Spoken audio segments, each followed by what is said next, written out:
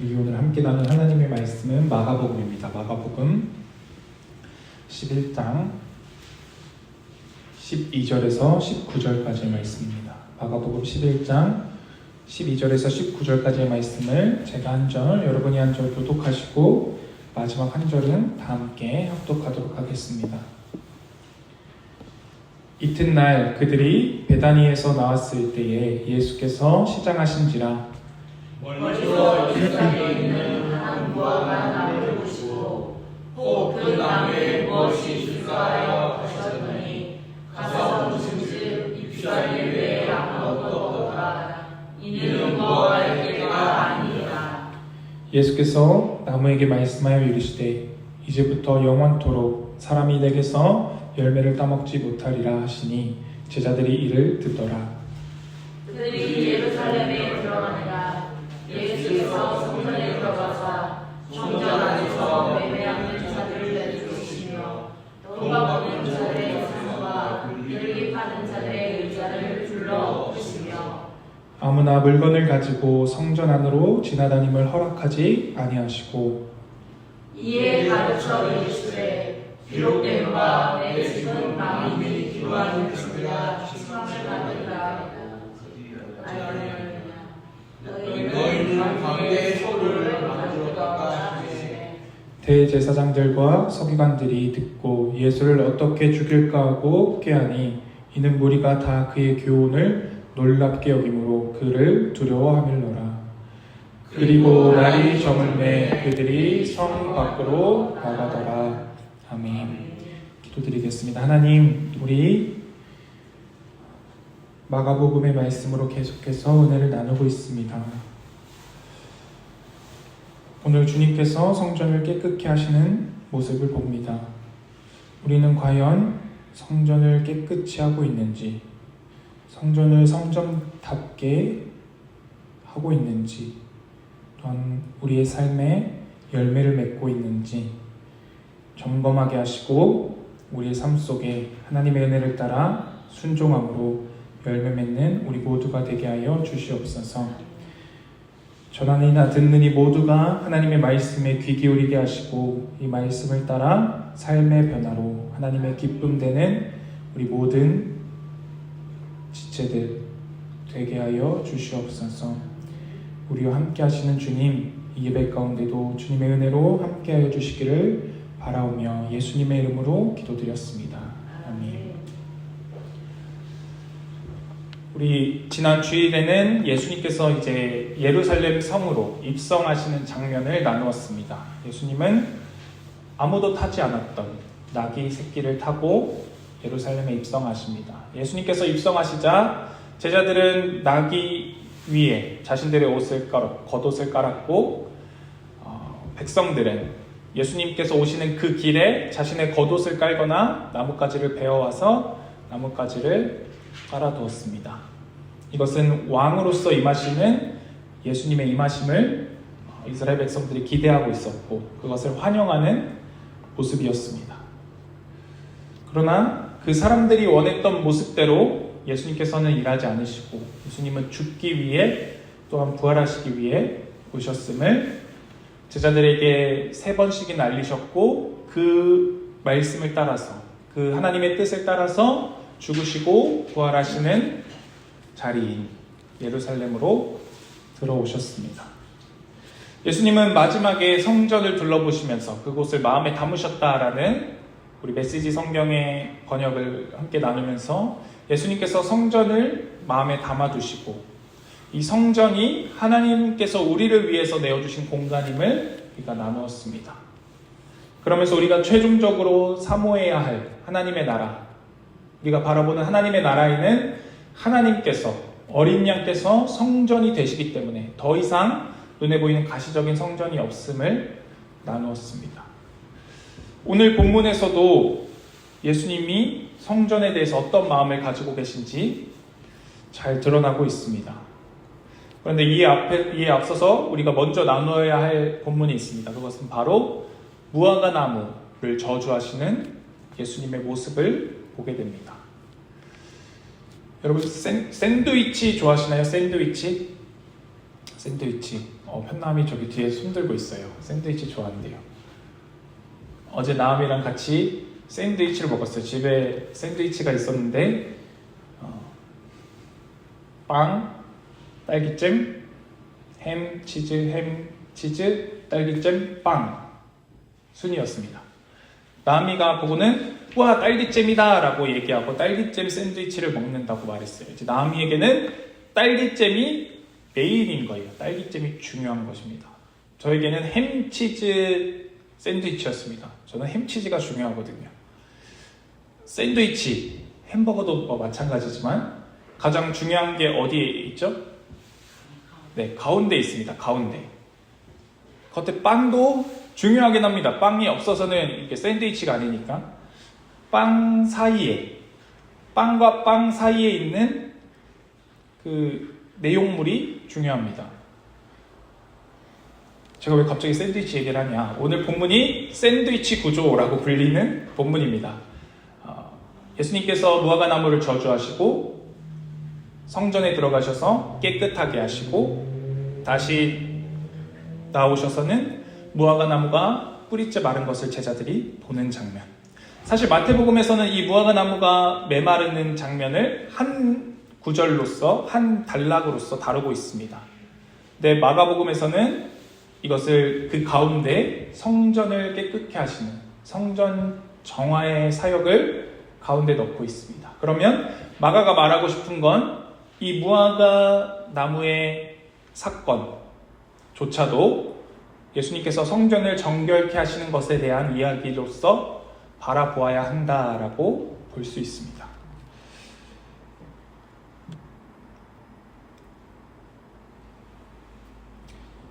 그래서 먼저 무화과 나무에 대해서 살펴보자면 예수님께서 베다니에서 나오셨다라고 기록하고 있습니다. 예루살렘에 입성하셨는데 아마도 이때가 6월절 가까운 때라 명절 가까운 때라 예루살렘에 머물 만한 공간이 많지 않았을 것입니다. 그래서 베다니, 가까운 도시인 베다니에서 머물고 계셨을 것입니다. 그 베다니에서 나오시면서 예수님께서 시장하십니다. 예수께서 시장하신저라. 그리고 13절에 멀리서 잎사귀 있는 한 무화과 나무를 보시고 혹 그 나무에 무엇이 있을까 하여 가셨더니 예수님께서 이제 도시를 나오시면서 시장하신데 마침 저 앞에 무화과 나무가 잎이 무성해서 있는 것입니다. 그래서 예수님께서 가서 무엇을 얻을까 하여 살펴보십니다. 그런데 잎은 무성한데 열매가 하나도 없는 것입니다. 이에 예수님께서 이 나무를 저주하시는데 마가가 기록하기를 잎사귀 외에 아무것도 없는 이유는, 열매가 없는 이유는 무화과의 때가 아니기 때문이다 라고 기록하고 있습니다. 이 무화과 때가 아니다 라는 말이 참 이해하기 어렵습니다. 무화과 때가 아니면 무화과가 없는 것이 당연합니다. 당연히 없어야 할 때 열매가 없다는 이유로 이 무화과 나무가 예수님의 저주를 받습니다. 예수님께서 이렇게 실제적으로 저주하시고 드러나는 일이 성경에 몇 번 없습니다. 왜 예수님은 무화과 나무, 그것도 때가 아직 이르지 않아서, 아직 무화과 나무의 때가 아니라서 열매가 없는 그 나무를 저주하셨는가? 이것에 대해서 좀 잘 이해하기 위해서는 무화과 나무 이스라엘의 그 재배 환경을 좀 생각해 볼 필요가 있습니다. 이스라엘은 무화과 나무가 굉장히 흔한 나무였습니다. 무화과 나무는 보통 2번 정도 열매를 맺습니다. 수확은 5번에 나눠서 할 수도 있다고 하는데 2번 정도 열매를 맺는데 처음 열매를 맺는 때는 3월쯤 하여 봄이 시작되면 이제 열매를 맺기 시작합니다. 무화과 나무가 이파리보다 열매가 먼저 생기고 그 열매가 익어서 중간에 한번 수확할 수 있는데 그때가 5월 하순에서 6월 달까지, 그러니까 5월 말에서 6월 달까지는 그 열매를 수확할 수 있습니다. 3월에 열린 그 열매를. 그리고 나면 또다시 열매가 열리는데 이 열매는 이제 가을에 8월 말에서부터 10월까지 수확을 하게 됩니다. 그래서 이른 열매와 늦은 열매로 구분합니다.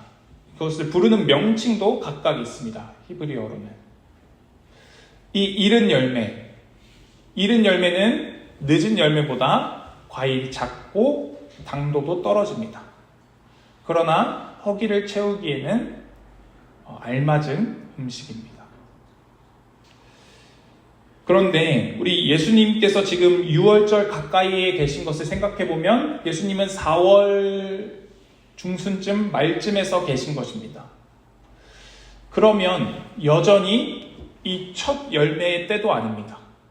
첫 열매를 수확할 때도 아직 되지 않은 것입니다. 그런데도 예수님은 가서 얻을 것이 있는지 보십니다.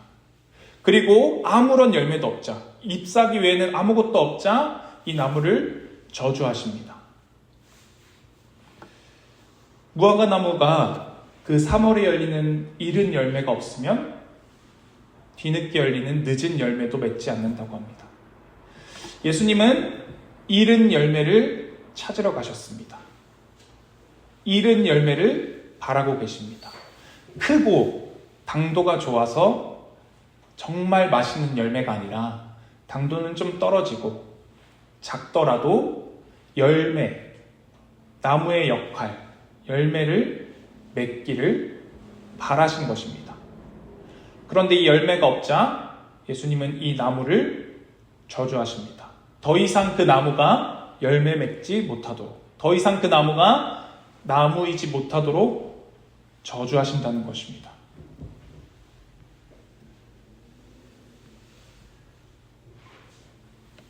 그리고 나서 15절의 말씀, 성전을 정화하시는 말씀으로 이어집니다.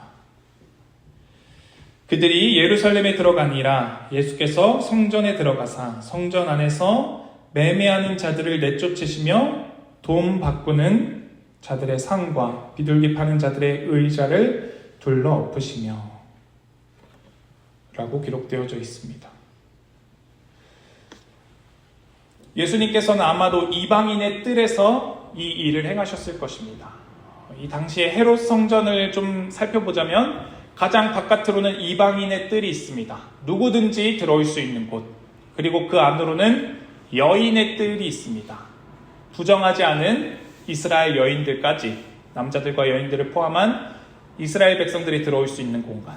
그 안으로는 이스라엘 사람들의 공간이라고 해서 이제 부정하지 않은 남자들이 들어갈 수 있는 공간이 있고, 또 그 안에는 제사장들의 뜰이라고 제사장들만 구별하여서 또 예복을 입고 들어갈 수 있는 공간이 있었습니다. 아마도 당시에 이 물건을 매매하고 또 환전하여 주는 일은 이방인의 뜰에서 있었을 것입니다. 그런데 예수님은 이 환전하는 것과 매매하는 것을 화를 내시며 다 둘러 엎으십니다. 아마 모든 상인들의 것을 둘러 엎지는 못하셨을 것입니다. 굉장히 많았을 것이기 때문에. 예수님은 이것을 통해서 말씀하시고자 하는 뜻이 있었기 때문에 이 일을 행하십니다. 그런데 사실 구약을 살펴보면 성전에서 매매하는 것, 환전하는 것은 예배자들을 위한, 제사를 드리기 위한 그들을 위한 일이었고 모세의 율법에 명한 것이기도 했습니다. 이스라엘 백성들이 멀리서 예루살렘 지역에서 먼 곳에서부터 짐승들을 끌고 오는 것이 어려웠기 때문에 하나님께서는 그것을 돈으로 가져와서 이 성전 안에서 짐승을 사는 것을 허락해 주셨습니다. 그런데 예수님 시대에는 이것이 악용되어져서 제사장들과 기득권을 가진 이들이 이것을 악용하여서 다른 사람이 짐승을 가져오더라도 흠을 잡고 트집을 잡아서 이 짐승으로는 제사 드릴 수 없습니다. 이 짐승을 팔고 여기 있는 짐승을 사십시오라고 이야기하기도 했고, 비둘기 같은 경우, 가난한 자들이 하나님께 드리기 위해서 사는 비둘기 같은 경우는 밖에서 융통되는 시세에 몇 배까지도 받아서 폭리를 취하기도 했습니다. 이것을 예수님께서는 지금 지적하고 계신 것입니다. 그것을 책망하고 계신 것입니다. 그러면서 16절의 말씀이 이어집니다. 아무나 물건을 가지고 성전 안으로 지나다님을 허락하지 아니하시고, 이 물건을 가지고 성전 안을 지나다니다라는 것은 이방인의 뜰이 지름길처럼 사용되었습니다. 당시에. 그래서 상인들이 이방인의 뜰을 물건을 가지고 지나다녔다고 합니다.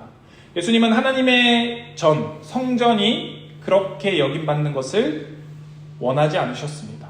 그래서 이 매매하는 자들과 환전하는 자들을 둘러엎으시고 이곳을 지나다니는 상인들이 지나다니지 못하도록 하십니다. 왜 그렇게 하셨습니까? 왜 그렇게 하셨습니까? 이 질문을 가지고 오늘 말씀을 따라오면 좀 더 쉽게 따라올 수 있으실 것입니다. 그러면서 예수님께서 17절에는 가르치시기 시작하십니다. 왜 이렇게 하셨는지.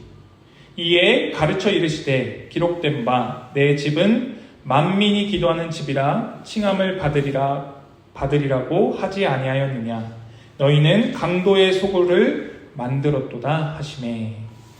예수님께서 구약의 두 말씀을 인용하고 계십니다. 먼저는 이사야서 56장 7절의 말씀입니다. 내가 곧 그들을 나의 성산으로 인도하여 기도하는 내 집에서 그들을 기쁘게 할 것이며 그들의 번제와 희생을 나의 제단에서 기꺼이 받게 되리니 이는 내 집은 만민이 기도하는 집이라 일컬음이 될 것임이라. 이사야 선지자가 예언하고 있습니다. 하나님의 집, 하나님의 성전이 만민이 기도하는 집이라라고 일컬음을 받게 될 것이다 라고 말씀하고 있습니다. 만민이 기도하는 집. 이 만민은 말 그대로 만민입니다. 이스라엘 백성만을 위한 것이 아니라 이사야서 56장 7절을 보았는데 이 7절 위에를 보면 이방인들이 하나님께로 나올 수 있다는 것을, 이방인들이 돌이키기만 한다면, 하나님을 찾기만 한다면 하나님께로 나아올 수 있음을 말씀하시고 나서 7절의 말씀이 이어지는 것입니다. 그래서 내가 곧 그들을 나의 성산으로 인도하여 라는 말씀은 이방인들이 하나님께로 나아올 수 있는 기회가 있다는 것입니다. 하나님께서 이방인들조차도 받으시겠다라고 말씀하고 계십니다. 그런데 이방인들이 하나님께 나와 하나님을 찾을 수 있는 유일한 공간인 이방인의 뜰에서는 장사만 이루어지고 있고 환전만 이루어지고 있고 폭리를 취하고 자신의 이득만 생각하고 있다는 것입니다. 만민이 나와서 하나님을 찾을 수 있는 이곳에서 이방인이 유일하게 들어와서 하나님을 구할 수 있는 공간에서 이방인을 위한 일은 없고 자신들의 이익을 위해서 폭리만 취하고 있는 그들을 예수님은 책망하고 계십니다. 우리는 오늘 이 말씀을 통해서 우리의 삶을 돌아봐야 합니다. 교회는 누구든지 나올 수 있는 곳입니다. 누구든지 하나님을 찾을 수 있는 곳이고 하나님을 예배할 수 있는 곳입니다. 그런데 교회가 교회의 역할을 하지 못한다면, 교회가 누구에게나 열려있지 못하다면, 혹은 교회가 예수님을 찾는, 하나님을 찾는 이들에게 방해가 되어버린다면 그것은 마치 이방인의 뜰에서 장사하고 있는 이들과 다르지 않은 모습이 되고 말 것입니다. 우리는 과연 누구든지 이곳에 나와 하나님을 예배할 수 있도록 이 교회를 그렇게 섬기고 있는가 돌아보아야 합니다. 아니면 내가 원하는 바, 나의 유익, 그것을 위해서 이 교회에 나오고 있진 않은지, 이 교회를 이용하고 있진 않은지 우리 모두가 돌아보아야 합니다.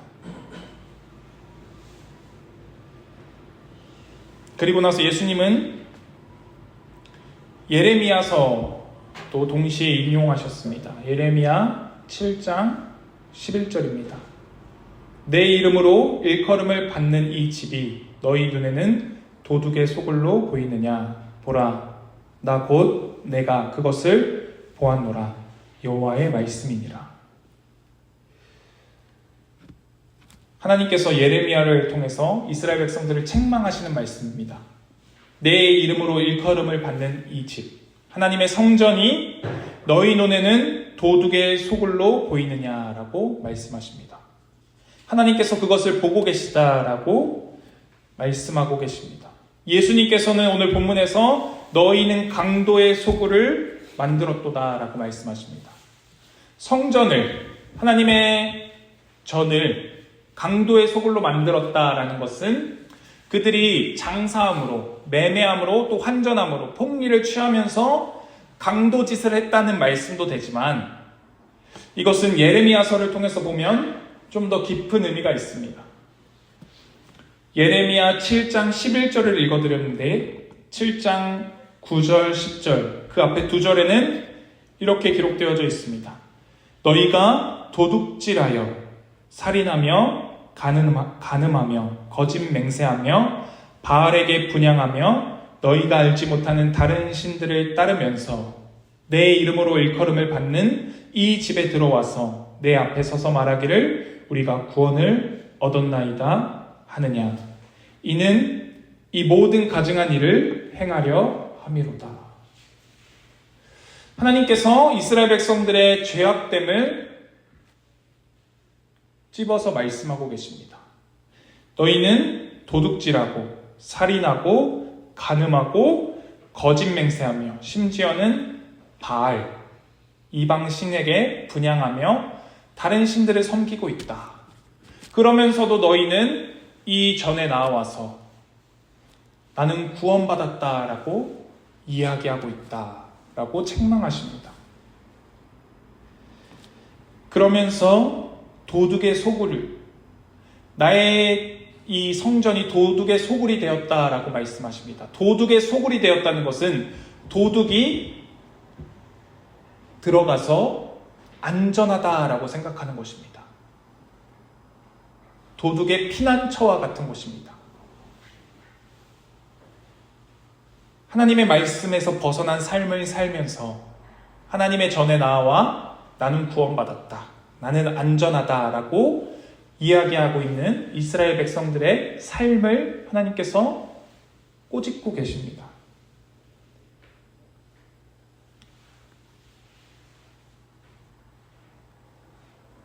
메시지 성경은 8절에서 11절을 이렇게 번역했습니다. 한번 잘 들어보십시오. 아무 생각이 없구나. 하나님께서 말씀하시는 것입니다. 이스라엘 백성에게 아무 생각이 없구나. 너희는 너희 지도자들이 던져주는 거짓말을 잘도 받아 삼키고 있다. 생각해보아라. 너희는 그렇게 강탈하고 살인하고 이웃의 아내와 간통하고 입만 열면 거짓말을 하며 우상 숭배와 최신 유행 종교를 쫓아다니면서 이 성전, 나를 예배하는 곳으로 구별된 이곳에 들어와 우리는 안전하다 말할 수 있다고 생각하느냐?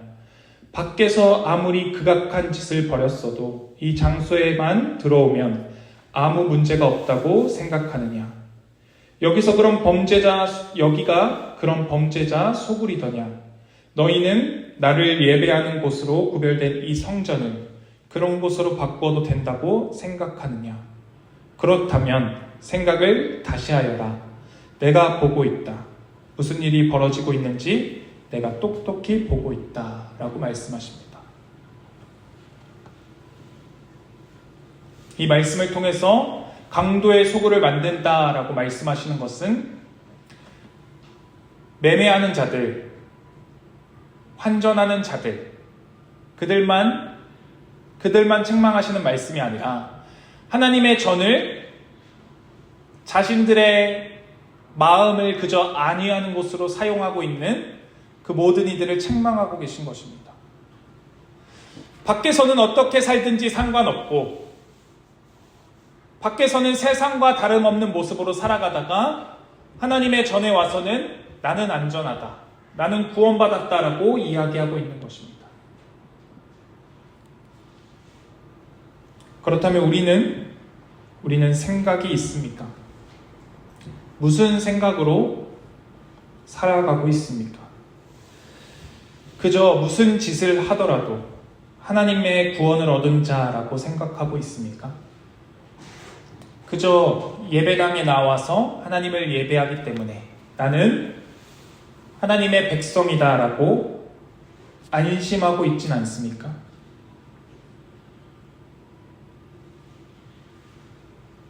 그것이 하나님의 성전을 강도의 소굴로 만드는 행위입니다.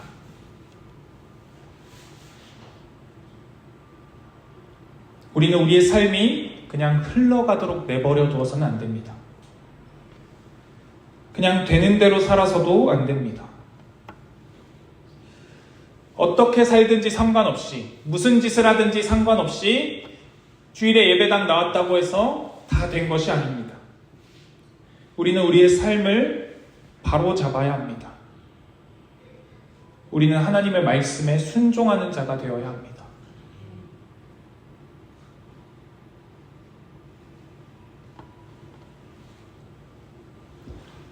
시작할 때 샌드위치 구조라고 말씀드렸습니다. 중요한 건 예수님께서 성전을 정화하고 계시는 장면입니다. 그럼 이 성전을 정화하시는 것을 통해 무화과 나무를 저주하신 이유, 왜 저주하셨는가? 예수님은 성전의 역할을 하기를 원하셨습니다. 예수님은 성전에 누구든지 나와서 하나님을 찾기를 원하셨고, 예수님은 성전에 나와서 그저 안도하는 것이 아니라 성전에 나와서는 자신의 죄를 자복하고 하나님의 은혜를 구하며 그 은혜로 말미암아 다시금 나아가서 삶 속에서 변화된 삶을 살기를 원하고 계십니다. 그런데 지금 이 성전은 그 역할을 도무지 하지 못하고 있습니다. 이것은 마치 예수님과 하나님, 아버지 하나님께서 성전 대신 우리 지난 주일에 나누었던 계시록 22장에 나타나는 그 성전이 아니라, 그 완전한 성전을 바라시는 것이 아니라 하나님께서 이스라엘 백성들에게 허락하신 그 성전, 지금은 이 작은 성전이지만, 완전하진 못한 성전이지만 이 성전을 통해서 하나님을 찾기를 원하고 계신 것입니다. 이 성전을 통해서 하나님의 마음을 알기를 원하시는 것이고 하나님을 닮아가는 공간이 되기를 원하고 계십니다. 그런데 마치 이른 열매를 맺지 못한 무화과 나무처럼 이스라엘 백성들은 성전을 통해서 열매를 맺지 못하고 있습니다. 늦은 열매, 크고 당도 높고 좋은 열매를 원하시는 것이 아니라 비록 작을지라도, 비록 당도가 좀 떨어지더라도 예수님은 열매를 원하고 계십니다.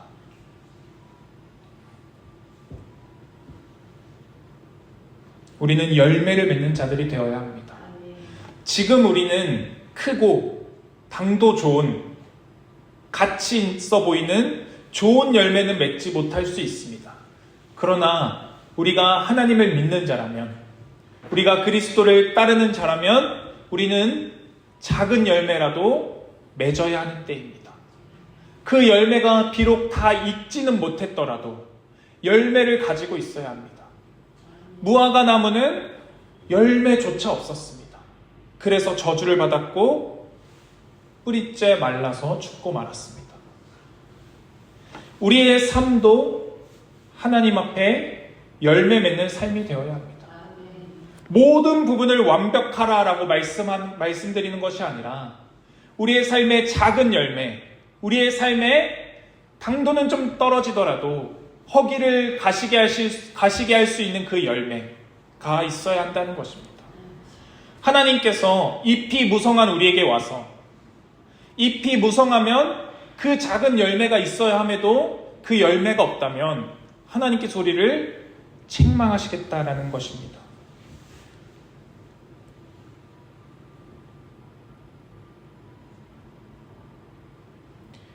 예레미야 7장 11절을 말씀드렸습니다. 강도의 소굴. 그 7장 2절에서 8절에는 하나님께서 이렇게 말씀하고 계십니다. 너는 여호와의 집 문에 서서 이 말을 선포하여 이르기를 여호와께 예배하러 이 문으로 들어가는 유다 사람들아 여호와의 말씀을 들으라 라고 말씀하시면서 이어가십니다. 하나님께서 예레미야에게 이스라엘 백성들에게 특히 하나님의 성전 안으로 들어오고자 하는 그들에게 말해라 라고 말씀하십니다. 그러면서 3절에 이렇게 말씀하십니다. 만군의 여호와 이스라엘의 하나님께서 이와 같이 말씀하시되 너희 길과 행위를 바르게 하라. 그리하면 내가 너희로 이곳에 살게 하리라. 너희의 길과 행위를 바르게 하라 라고 말씀하십니다. 예수님께서 회개하라 천국이 가까이 왔다라는 말씀, 삶을 돌이켜라 라고 번역하는 성경들이 있다라고 말씀드렸습니다. 삶을 돌이키는 것이 길을 바르게 하는 것입니다.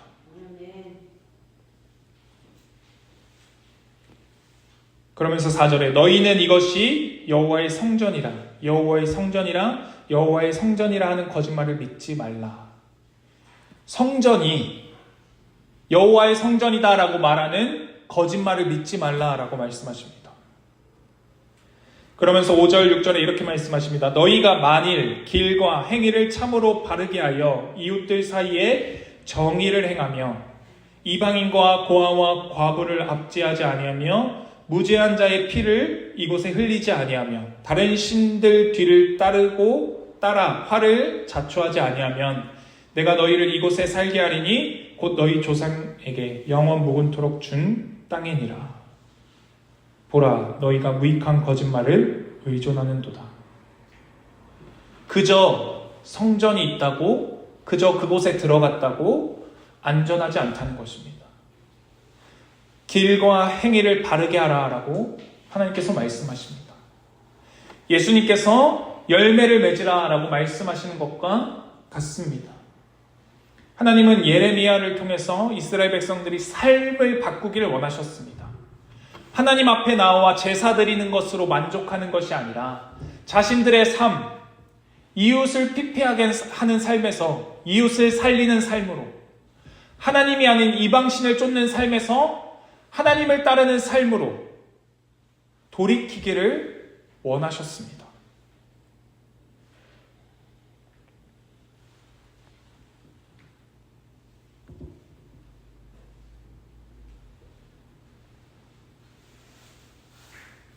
제가 계속해서 드렸던 말씀들은 괜찮다라는 말씀을 많이 드렸습니다. 괜찮다. 그래도 괜찮다. 이 괜찮다라는 말씀을 오해하지 않으셔야 합니다. 어떻게 살아도 내 멋대로 살아도 괜찮다라고 말씀드리는 것이 아닙니다. 우리의 삶은 하나님의 말씀에 비추어서 하나님의 말씀을 따라서 살아야 합니다. 우리의 길과 행위가 삐뚤어져 있다면, 엉뚱한 곳을 향하고 있다면 돌이켜야 합니다.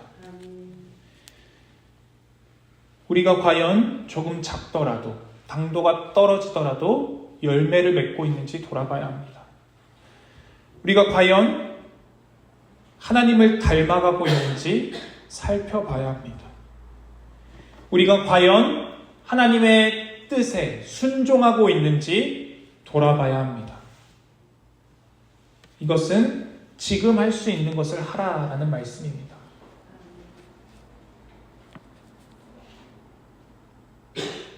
괜찮다라는 말씀을 드리는 이유는 멋대로 살아도 된다라는 것이 아니라 하나님의 말씀을 따라가다 보면, 하나님의 말씀에 순종하고자 하다 보면 수도 없이 넘어질 것이고 좌절할 것이고 내가 못한다는 것을 여러 번 보게 될 것입니다. 그때 괜찮다라고 말씀드리는 것입니다. 그때 하나님의 말씀을 따르다 넘어졌을 때, 하나님의 말씀을 따르고자 하다 실패했을 때, 그때 괜찮다라고 말씀드리는 것입니다. 우리의 삶의 방향은 하나님을 향해야 합니다. 더 나은 존재로 예수 그리스도를 닮은 자로 나아가야 합니다. 그 모든 시련과 고난을 지나서 좌절을 지나서 그리스도로 나아가야 합니다. 그리스도를 닮은 자가 되어야 합니다.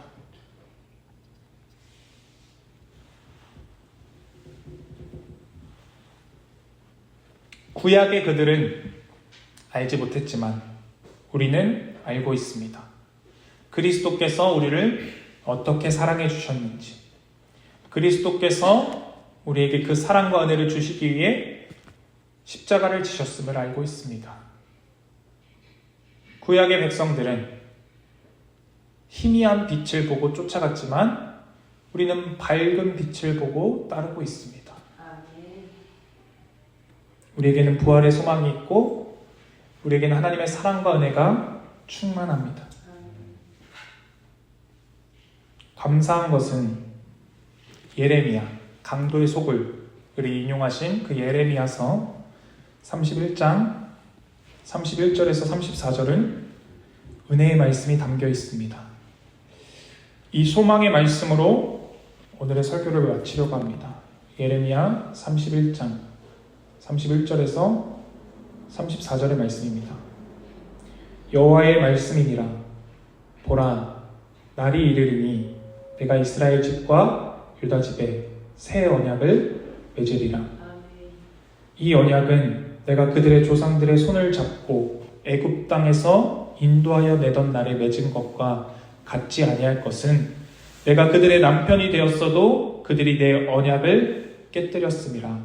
여호와의 말씀이니라. 그러나 그날 후에 내가 이스라엘 집과 맺을 언약은 이러하니 곧 내가 나의 법을 그들의 속에 두며 그들의 마음에 기록하여 나는 그들의 하나님이 되고 그들은 내 백성이 될 것이라. 여호와의 말씀이니라. 그들이 다시는 각기 이웃과 형제를 가리켜 이르기를 너는 여호와를 알라 하지 아니하리니 이는 작은 자로부터 큰 자까지 다 나를 알기 때문이라. 내가 그들의 악행을 사하고 다시는 그 죄를 기억하지 아니하리라. 여호와의 말씀이니라.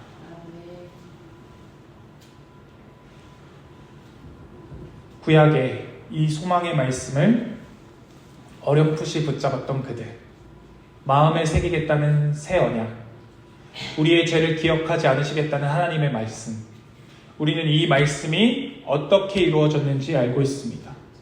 우리의 마음에 언약을 새기심은 하나님께서 우리의 죄악을 기억하지 아니하심은 그리스도의 죽으심을 통해서 완성되어졌습니다. 그리스도의 부활을 통해서 우리에게 소망이 주어졌습니다.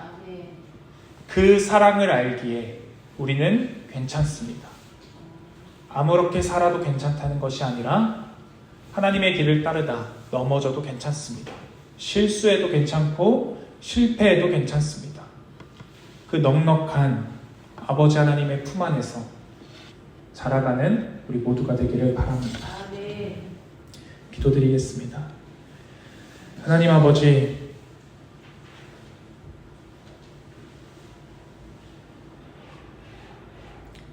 때로는 주님께서 우리를 열매 맺으라라고 책망하시지만 작더라도 가치가 좀 떨어져 보이더라도 열매를 맺으라라고 말씀하시는 주님의 말씀에 귀 기울이고 순종하게 하여 주시옵소서. 그러나 그 주님은 우리에게 죽음의 길로 가는 우리에게 생명의 길을 내어주신 사랑의 하나님이심을 잊지 않게 하여 주시옵소서. 그 사랑의 하나님 안에 있다면, 그 사랑의 하나님을 따르고자 한다면 우리가 괜찮다라고 말씀하시는 주님의 음성을 듣게 하여 주시옵소서. 때로는 실수할 것이고 때로는 실패할 것이고 때로는 넘어질 것입니다. 우리는 아직도 너무나도 연약한 자들이기 때문입니다. 그러나 우리에게는 하나님의 언약의 말씀이 있고 주님께서 우리 마음에 써주신 그리스도의 보혈로서 마음에 써주신 새 언약이 있음을 봅니다. 이제는 하나님께서 우리의 죄를 기억하지 아니하시겠다라고 말씀하시니 주님, 하나님으로부터 멀어지게 하는 그 모든 죄악들을 벗어버리고 던져버리고 하나님의 사랑으로 충만케 하여 주시옵소서. 이제는 우리 아버지 되신 주님을 붙드는 그 주님 앞으로 나아가는 우리 모두가 되게 하여 주시옵소서.